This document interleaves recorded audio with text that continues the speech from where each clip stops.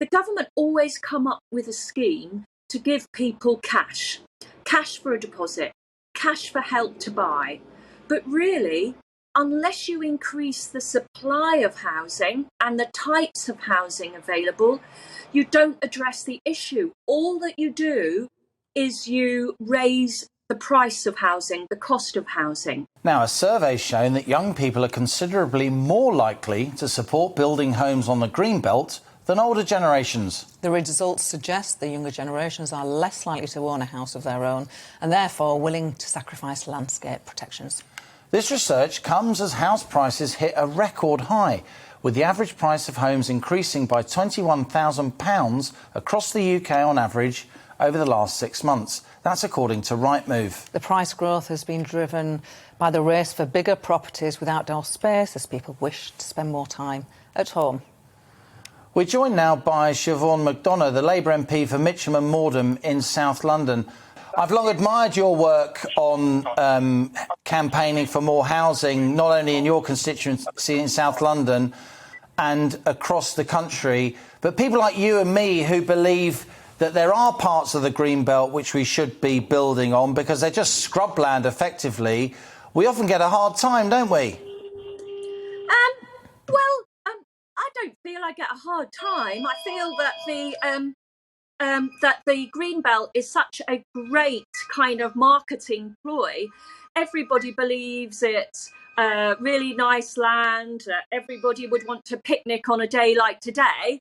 But the reality is really different. As you say, it's dumps. It's, in one case in Tottenham Hale, it's a car valeting site.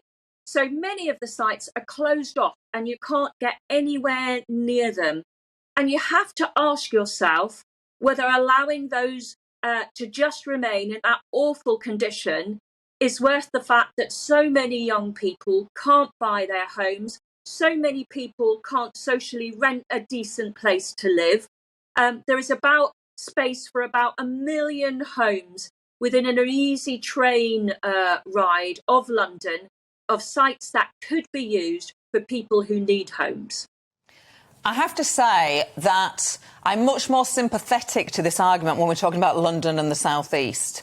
But outside of London, the government algorithm doesn't seem to take into account that there is affordable housing, but young people outside of London, particularly in areas like the one that I used to represent, they just need the government to give them a deposit, basically, or to loan them a deposit. That's more the problem.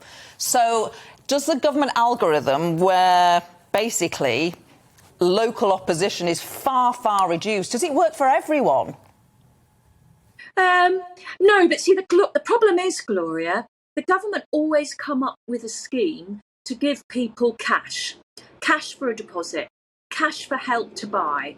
But really, unless you increase the supply of housing and the types of housing available, you don't address the issue. All that you do is you raise the price of housing, the cost of housing. If you look at the recent stamp duty holiday, who benefited from that? Not first-time buyers, people with 2 and 3 homes, people with a lot of equity in their properties who could get low-cost mortgages, and yet again, the first-time buyers were pushed to one side. So I think the only solution is to build more homes. I agree with you, Siohain McDonagh, and it's worth saying we're not talking about national parks, areas of outstanding natural beauty. No. We're not talking about the parts of the Greenbelt that are of aesthetic value. As your work has highlighted, an awful lot of the Greenbelt is just urban scrubland. And the Greenbelt now covers more of the England. It covers 13% of the England landmass. You know, more than double the size it was in 1979 as local councils have extended it and extended it. And yet the total housing, including gardens, covers just 2% of the English landmass.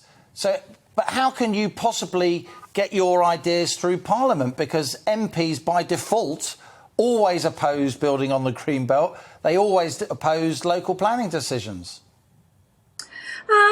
Well, I've had cross-party support for this idea. You know, some pretty strange bedfellows. So some people who would be regarded as quite right-wing, some quite liberal left-wing think tanks, because anybody involved in housing knows just how desperate it is. Every Friday, I do my advice surgery, and mainly it's people needing social housing. I spoke to one young woman on Friday. She is a teaching assistant. She gets up, goes to work every day, does important work in our schools. She has 2 children, a son of 5 and a daughter of 10. She lives in a 1-bed. And I'm never going to be able to get her to move. There is just no way she's going to move out of that home. Those children are going to be in their late tweens, their 20s, before anything happens. And that's heartbreaking. It is, Siobhan. But I see flat building and house building going on all the time in London. Maybe not house, actually, I admit, but these big tower blocks where no one can afford to buy. There is building, but why not say, you know, why not pressure the government or Sadiq Khan say, well, actually, no, these things, if there is any building, it will be social housing. Wouldn't that be fairer? Because there is building, it's just not for the right people and the people you want to help. Well, Gloria, I mean, if I had my way, I hope you know that it would be social housing. But that's not where we are. I mean, the government says it wants to build 300,000 homes a year. The last time they ever got anywhere near that number was back in the 1960s, when there was housing built for sale, councils were building, housing associations were building social housing. You're just not going to meet the target, the number, unless there's significant social housing building. Siohain McDonagh, Labour MP for Mitcham and Morden. Come back again on GB News and we'll carry on this discussion. Good for you. We're joined now by Russell Quirk, who's a property expert and former Council Planning Committee chairman, to speak about exactly that. Russell, nice to see you back on GB News. Are you surprised that younger people want more house building? No, I'm not surprised at all. I mean, look, I'm sure everybody wants more house building, it seems, except for the people that don't want the house building in their backyard, the so-called NIMBYs of this world, of course, of which there are lots and lots and lots. So I think we have a dichotomy that most people understand that we need to develop more land into built properties. Of course, no one wants it in their backyard. And that's particularly true, of course, when planning applications, especially in the Greenbelt, end up on the laps of councillors in planning committees, where actually you get often a very, very vocal minority, and it generally is a big minority of the local population, screaming and shouting at their local councillors not to allow planning applications at the threat of then not re-electing that member 2, 3, 4, 5 years down the line. It's kind of broken, really. But I'm familiar, like you are, with that local planning process. I mean, yeah, there is really vocal opposition. But, you know, you could very well argue that local people are allowed to be vocal if they want to preserve the way that their community is and their landscape is for their children, their grandchildren, their grandchildren's children, if they want to keep that green space locally. No?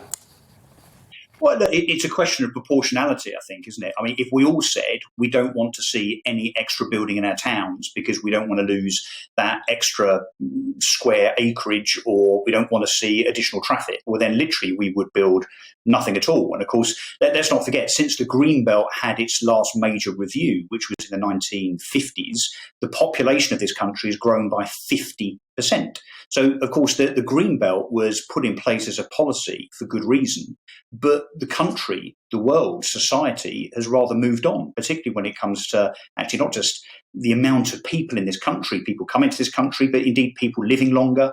The problem we have, and I say problem, it's not really a problem, but just a statistic, that some 25% of people now live on their own. And that was never envisaged in 1955 when the Greenbelt policy was put in place. So look, I think we have to get real about Greenbelt. The fact that only 10% of the UK is built on, so in other words, 90% of our country that we think is being overrun with building, really isn't at all. We need to deal with this. And I think, no disrespect to Siobhan coming on just now and talking about, you know, we must do this, we must do that. Let's not forget that Labour were in power between 1997 and 2010 and really did very, very little at all about building, either on the Green Belt or anywhere else. We can take the example of Sadiq Khan, that before he was elected as London Mayor for the first time, promised 65,000 homes a year for London, half of those being affordable. So in other words, 32,500 affordable homes in London each year. He's delivered barely 20% of that in his first 5 years. So no disrespect to the parliamentary and the political opposition. But Labour should be very, very careful raising this as an issue because they had plenty of time to solve this problem themselves. Welcome to the GB News YouTube channel. You can watch us live 24 hours a day, catch up on your favourite shows and join in the conversation in the comments below. Don't forget to subscribe and you'll never miss any of our exclusive content.